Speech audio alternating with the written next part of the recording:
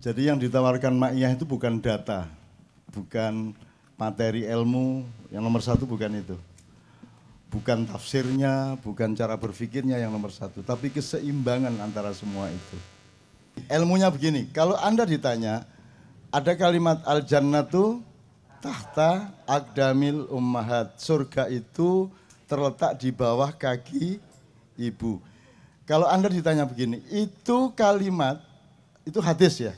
Apa? Itu hadis untuk ibu apa untuk anaknya?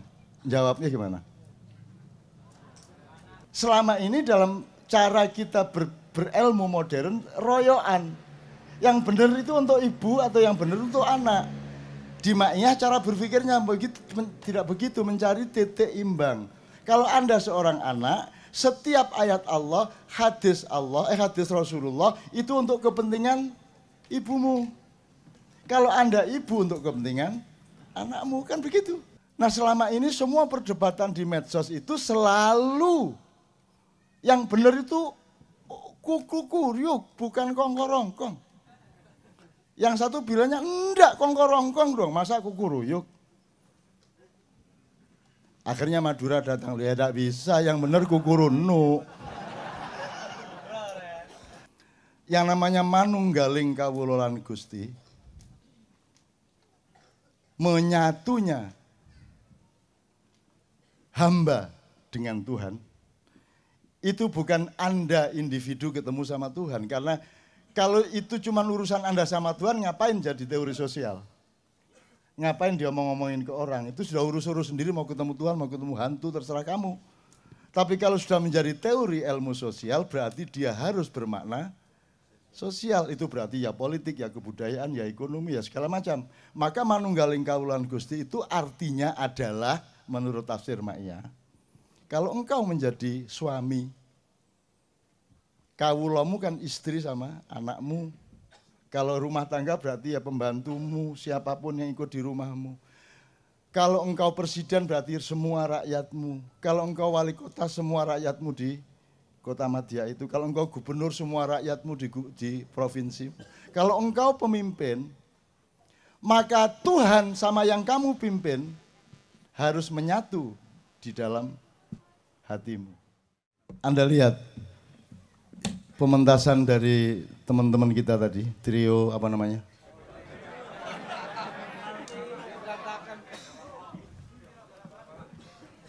Jadi saya kemarin dikasih tahu oleh Sabrang, jadi yang ditawarkan Ma'iyah itu bukan data, bukan materi ilmu, yang nomor satu bukan itu. Bukan tafsirnya, bukan cara berpikirnya yang nomor satu, tapi keseimbangan antara semua itu. Hidup itu adalah balance.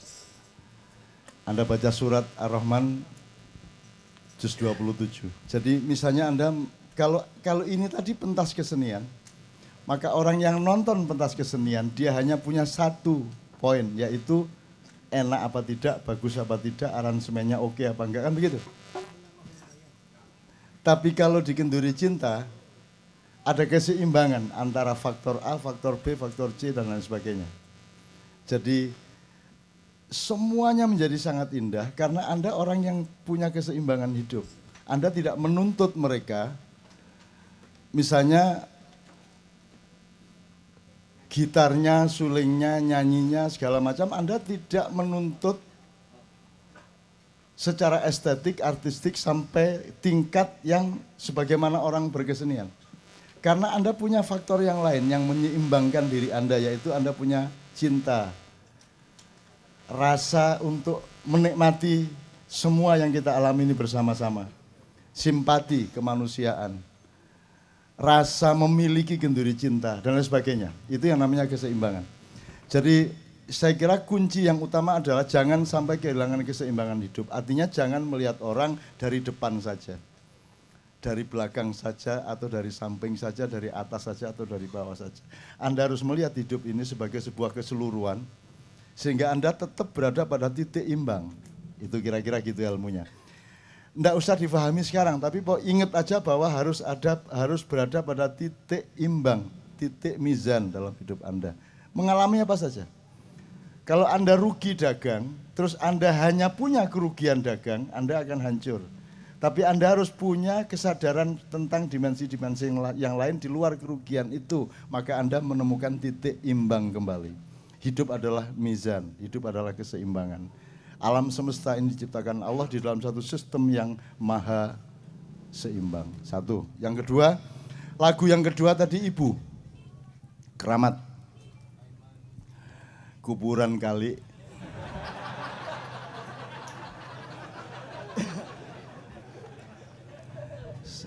Senang sekali saya.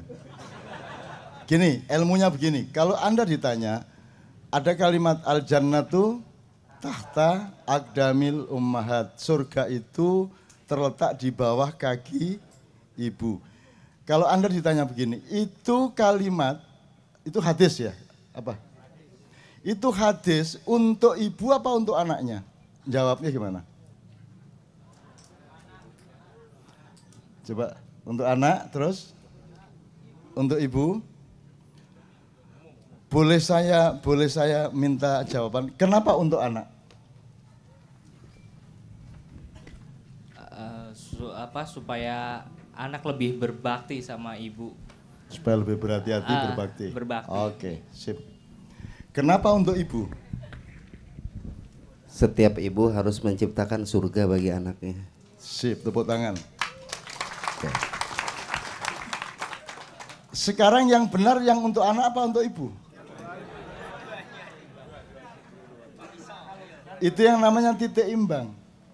Nah, definisinya sederhana. Kalau Anda seorang anak, maka hadis itu untuk ibu. Untuk kepentingan ibu. Kalau Anda seorang ibu, hadis itu untuk kepentingan anak. Kan sederhana toh? Selama ini dalam cara kita berilmu modern, royoan. Yang benar itu untuk ibu atau yang benar untuk anak. Di Ma'iyah cara berpikirnya tidak begitu, mencari titik imbang. Kalau Anda seorang anak, setiap ayat Allah, hadis Rasulullah itu untuk kepentingan ibumu. Kalau Anda ibu untuk kepentingan anakmu, kan begitu. Ibu saya sendiri menafsirkan karena dia ibu itu untuk kepentingan anak. Jadi surga di bawah telapak kaki ibu itu terapannya pada ibu adalah jangan sampai ibu punya pikiran buruk kepada anaknya, jangan sampai keluar terbersit kutukan atau doa yang buruk kepada anaknya, karena sedikit saja ibunya marah, mangkel, dan negatif pikirannya maka akan berakibat buruk pada anaknya. Demikian juga anak harus diterapkan itu untuk kepentingan ibu. Begitu tidak hanya anak sama ibu, ya anak sama bapak, bapak sama ibu, individu sama masyarakat, masyarakat sama individu, negara sama rakyat, rakyat sama negara. Kalau kita punya titik imbang di segala urusan, maka itu yang namanya baldatun thayyibatun warabbun ghafur. Nah, selama ini semua perdebatan di medsos itu selalu yang benar itu kuku kuryuk, bukan kongkorongkong. Yang satu bilangnya enggak kongkorongkong dong, masa kuku ruyuk. Akhirnya Madura datang, ya tidak bisa, yang benar kuku runuk. Nah, itu yang namanya manusia memecah alam semesta. Padahal alam semesta itu adalah sebuah ekosistem yang seimbang satu sama lain, maka jadikanlah dirimu adalah alam semesta yang seimbang, karena di dalam dirimu ada makrokosmos. Kalau engkau tidak seimbang, seluruh alam semesta menjadi tidak seimbang. Gampang saja, begitu kamu pusing kepalamu, sinimu terbentur, itu dunia kan menjadi berapa? Duk gitu terus berapa? Dunia menjadi satu apa dua? Menjadi banyak kan? Panca indera saja sudah langsung menipu Anda, apalagi batin Anda, mental Anda, psikologi Anda. Jelas ya, mudah-mudahan ya. Jadi nanti Anda mengalami apa saja, kembali ke titik imbang, titik keseimbangan. Oke. Negara ini, tugasnya pemimpin adalah menjaga jangkar yang menyeimbangkan seluruh kuda-kuda kapal di atas air itu. Gunanya presiden bukan untuk ngurusin migas, bukan untuk ngurusin perekonomian, pajak.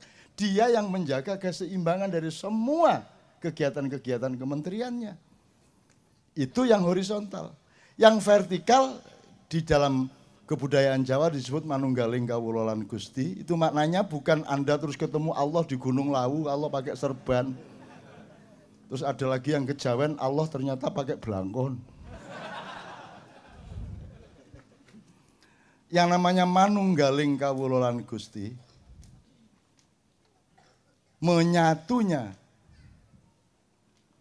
hamba dengan Tuhan, itu bukan Anda individu ketemu sama Tuhan. Karena kalau itu cuma urusan Anda sama Tuhan, ngapain jadi teori sosial? Ngapain dia ngomongin ke orang? Itu sudah urus-urus sendiri, mau ketemu Tuhan, mau ketemu hantu, terserah kamu. Tapi kalau sudah menjadi teori ilmu sosial, berarti dia harus bermakna sosial. Itu berarti ya politik, ya kebudayaan, ya ekonomi, ya segala macam. Maka manunggaling kawula lan Gusti itu artinya adalah, menurut tafsir Ma'iyah, kalau engkau menjadi suami, kawulamu kan istri sama anakmu. Kalau rumah tangga berarti ya pembantumu, siapapun yang ikut di rumahmu. Kalau engkau presiden berarti semua rakyatmu. Kalau engkau wali kota, semua rakyatmu di Kota Madya itu. Kalau engkau gubernur, semua rakyatmu di provinsi. Kalau engkau pemimpin, maka Tuhan sama yang kamu pimpin harus menyatu di dalam hatimu. Gitu loh.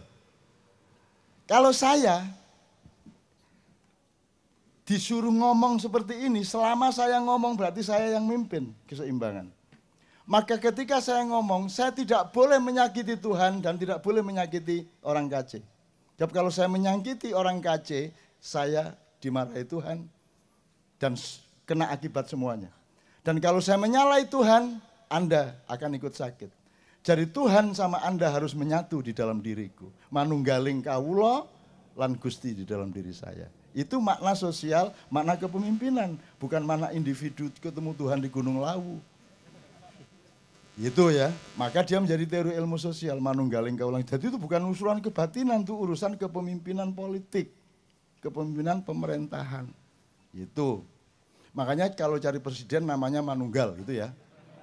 Gal, ya penggal.